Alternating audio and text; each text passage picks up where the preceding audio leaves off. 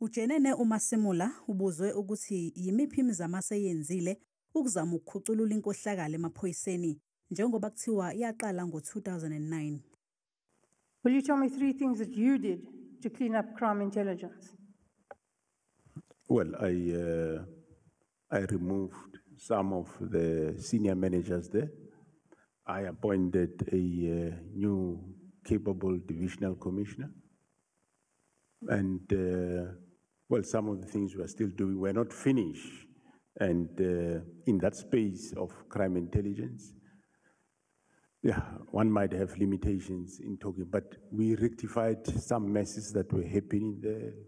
Uthi akamazi usomabhizinisi uBrown Mokgotsi ogama lakhe selivele kaningi kulesi sigcawu nasekhomishaneni kaMadlanga.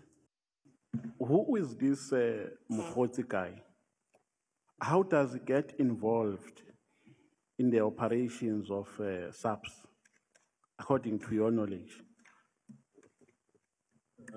Yeah, thanks, Honorable Chair. I don't know the guy, and well, I do not have a police official with that name, so I don't know who is he, and you have got no business in SAPS. Ubuzwe nangokuthi kwenzekani ngophenyo lwecala lokubulawa kaNamhla Mntwa wase-Eastern Cape. Wathi kunabantu abanikele enkantolo beyovimba ukuthi leli cala liphenywe. The team did work on the docket until they were interdicted. That's one matter that where we don't understand how the judiciary came into being.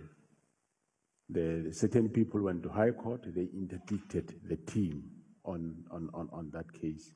Kusenjalo angeke ibuyele ekhomishaneni kaMadlanga inhloko yezomnhloli ku-SAPS uJenene uDumisani Khumalo kulandela ukuthatha ikhefu lokugula. Ikhomishana inqume ukuthi obunye ubufakazi obusasele abethule esithe. Le khomishana izoqhubeka ngomsombuluko.